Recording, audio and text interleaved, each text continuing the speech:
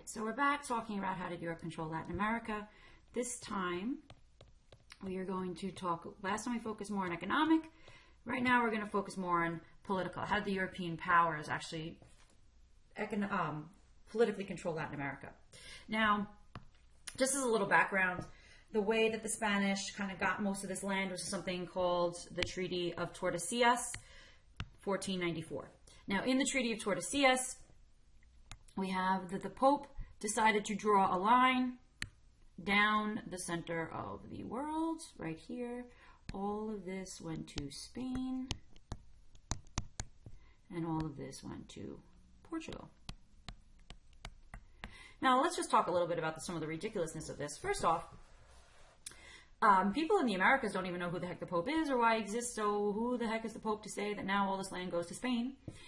Same thing for the people of Africa and Asia, which Portugal got. Who the heck are they to say that the Portuguese control all their land as well? They're not Catholic. They can give less. They could care less about the Spanish. About the Pope. But this is what was divided up. Another thing to take note is that the Pope at the time, Pope Alexander VI, happened to be Spanish, which is why the Spanish got the larger half of the Americas, leaving only this little bit, which is going to become Brazil, for the Portuguese. All right, so how was this area actually physically controlled by the Spanish? Now, if we look at this map here, if you think about the map I showed you the other day, it focused just on New Spain and Peru. Eventually, as the population begins to grow, we're going to see the creation of the Viceroyalty of New Granada, which is basically Colombia and Venezuela, and then the Viceroyalty of Rio de la Plata, which is primarily Argentina. But for the beginning points, it was New Spain and Peru. And so the Viceroyalty, that's kind of like the word that they would use for colony or, yeah, basically colony. And they were ruled, the Viceroyalties were ruled by a Viceroy. And the Viceroy was the direct representation of the king. They essentially were like the vice king, because roy in Latin means king. They had all the military, legislative, and judicial powers over the colonies. Now, the system that the Spanish set up was an incredibly bureaucratic system because they wanted to make sure, since they were so far away from the colonies, they wanted to make sure they had a good hold over the people that they were controlling. And so you had a judicial system that was staffed by what were called letrados. And in addition, the letrados were basically university-trained lawyers coming over directly from Spain. And they had legislative and administrative authority. In 1681, we also have something set up called the Reposilación. That was in 1681. And what that did is it codified the laws for the colonies. So then, like I said before, you have the Viceroy ruling over the originally two Viceroyalties of New Spain and Peru. And then you have the Council of Indies, which is back in Spain, who is advising the king and issuing the laws and basically telling to the Viceroys what they should do. Each of the colonies were divided into 10 judicial divisions, and they were ruled by courts who were guided by something called audiencias. Sorry, making sure I'm spelling it correctly. And they were your professional magistrates, and they helped to make and apply the laws. And so the Spanish royalty appointed the magistrates. They also collected the taxes, and they assigned the mita, which remember we talked about in the last video, which was that labor tax that throw back to Incan control of the area. But what really happened is these royally appointed magistrates tended to bend the law, and they tended to take advantage of the people quite often, which we're going to see actually in class with one of the readings that we're going to be doing. So the other way that the Spanish controlled Latin America was really using the church as a means to help gain control. And so there were a lot of clergy that went over, the Franciscans, the Dominicans, and the Jesuits, and they all different monastic orders, and they all went over to convert the Native Americans, because that's how the Spanish justified their rule. We need to control this area because we need to Christianize the people. Now, there was some good and there was some bad that came out of the the church control the colony. I'm going to move this over so I can write a couple of things down. Now, one part was that they became in a lot of ways the defenders of the Native American rights. A lot of them really admired their culture. And a lot of the reasons why we know so much about Native American culture is because these priests that came over learned about their culture and used that as a way to try to help convert the people. And there was one particular Franciscan priest. His name was Bernardino de Sahagún. And what he did is he actually learned the native Aztec language, which was Natal, and he created a bilingual encyclopedia of Aztec culture. So he'd be one of the reasons why we know a decent amount about Aztec culture. Now, another man who was another bishop, he was the bishop of the Yucatan. The Yucatan is in southern Mexico. He was a great admirer of Mayan culture. His name was Diego de Landa. And like I said before, he was the bishop of the Yucatan. He admired the Mayan culture, but he hated their religion, especially the whole blood sacrifice thing. And he got very frustrated with the Mayans because he felt like that they weren't taking on his new ideas and converting to Christianity. So he started burning their ancient books. So that's one of the reasons why a lot of the Mayan culture is gone, because they had all of this literature, because they were literate people. They developed their own language system. They wrote novels and all these different things, and most of them were destroyed because he burned them and actually tortured people when he suspected them of not truly converting to Christianity. So this is an example where we see that this actually kind of backfires in some ways. But what we start to see is more and more people are beginning to be converted, is we see the missionary church being replaced with, you know, a formal structure of parishes and bishops and archbishopry. So all of the major capitals had archbishops as the Catholic Church began to become more entrenched in the area. The Spanish crown was the one who would nominate the holders of the top church positions. And so as a result, the clergy really became a supporter of state policy and helped to influence state policy. And the Catholic Church really was the center of cultural and intellectual life in the Spanish colonies. Now, if we see here, there's many,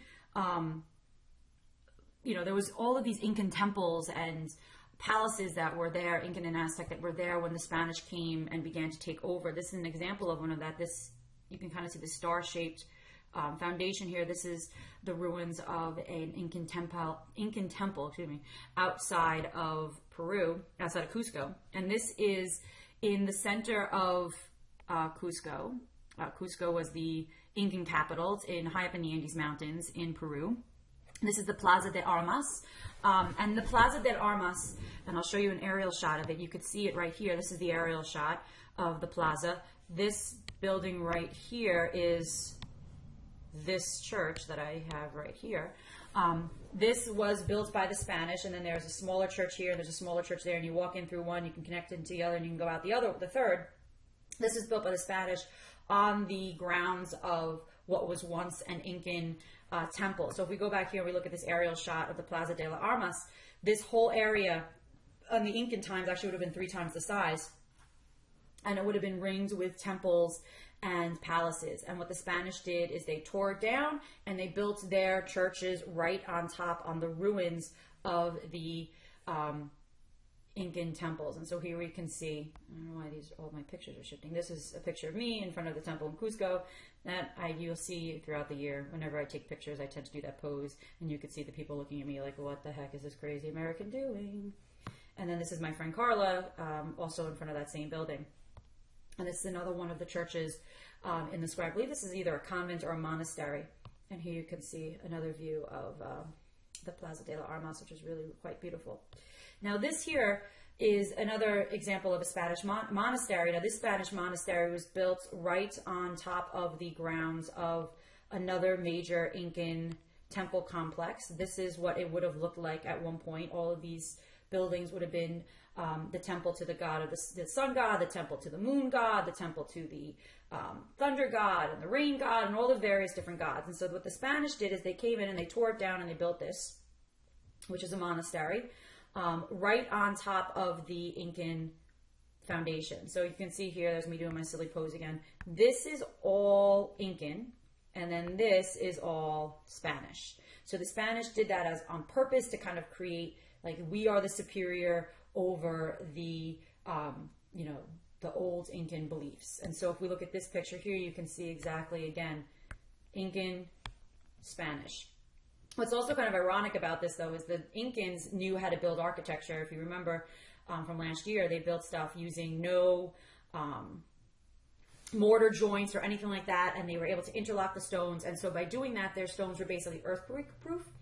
And the Spanish used mortar, and you can kind of see it in this picture. You could see the mortar. And so what happened when the earthquakes would hit is the Incan foundations would survive and the Spanish architecture would crumble. And so this church, this monastery has had to be rebuilt multiple times because it's been destroyed in earthquakes. But the Incan architecture always remains. So now here we can see, I just wanted to point this out to you as well, because this is very much an example of synchronism. And you guys are going to be writing your first CCOT essay, good times, on the changes in religion in Latin America. So this is something you might want to focus on and actually include in your essay. So what this is a picture of, this is when I was in Cusco, I can't remember how many years ago now, when I went to go to Machu Picchu.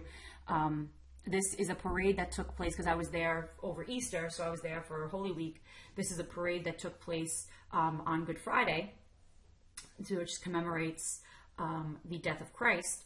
And so what we see is this huge parade, which would be very typical of Native American religion just in general. They were called mascaras, and there were these huge parades that would take place honoring their various different gods. So they've kind of taken that and they've now applied that to honoring Christ. So if we look at this in the glass coffin, here we can see this is Christ lying in this glass coffin. It's basically a statue that they took off of a crucifix that normally during the year hangs up on the wall in the church. And so he's in this glass coffin being paraded around because he, in some ways, is the human sacrifice. And if you'll notice, as he's lying down, his knees are very prominently bent out like that. And the reason why he is doing that is because the Native Americans, especially the Incans, because they had no draft animals, were always carrying heavy loads as porters. And as over time, their knees would begin to bow out because of the heavy weight of the loads that they were carrying for years after years after years. And so this depiction of Christ is kind of an homage to those people and how they would have these bowed out knees as porters. He's also wearing a more traditional Native American outfit. Usually when we see images of Christ in Europe, he's wearing like a loincloth when he's on the cross. Here he's wearing kind of like the skirted garment. Now let's also take a notice of the image of Mary. So we notice that her dress is very triangular, and the reason why that is so is because she is supposed to be representing the Andes Mountains. Notice also that her crown is a sun, so that is a throwback to the sun god. And she in herself is supposed to be a representation of the earth goddess, or the Pachamama. So all of that is examples of synchronism, how they've taken Native American ideas and incorporated them into the Catholic ideas, which is why some of these priests did take the time to learn about Native American culture, because by finding ways to kind of blend the two together, it made it easier for the people to convert to Christianity. Now, this is something else I just want to point out because I think it's very interesting. This is a depiction of the Last Supper. It hangs in that cathedral that I showed you a picture of before in the Plaza de las Armas in Cusco. And this was painted by a Native American artist. And what's interesting to note is that, first off, what they're eating, I thought I had the pen on, sorry. What they're eating at the Last Supper is koi, or guinea pig, which is a delicacy in Peru. Also, they're drinking this purple drink. It's like a purple corn drink that's very popular. And thirdly, the thing to notice is this guy right here who's staring out at you kind of freakishly. And if you see this painting in person, it really does feel like his eyes are following you. That is Judas. Now, for those of you who know anything about the story of the Last Supper, Judas is the man who betrays Jesus and is the reason why Jesus is arrested and then executed, or crucified, I should say. And that man is a statue, is a painting, is a portrait of Pizarro. Pizarro, of course, is the conquistador who helped to conquer the Incas. So a little dig there to the Spanish in that painting. So here we can see this is the interior of that church I showed you of. It's all like silver leaf. This is an image of what's referred to as the Black Jesus.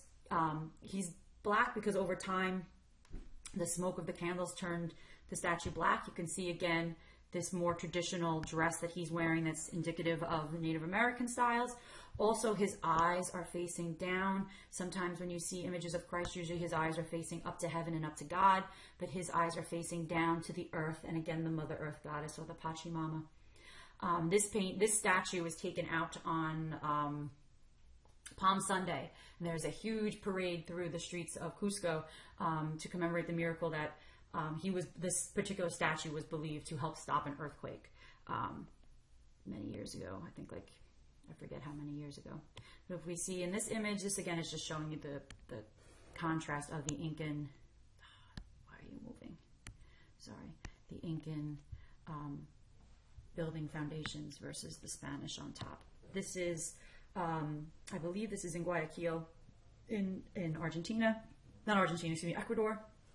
And the reason why I'm showing you this, or Quinto, the reason why I'm showing you this is the Spanish, when they came in and they built these very well laid out colonial cities, they always used a grid plan to build them. And in the center was always the church as being the center of everything, because the church really dominated.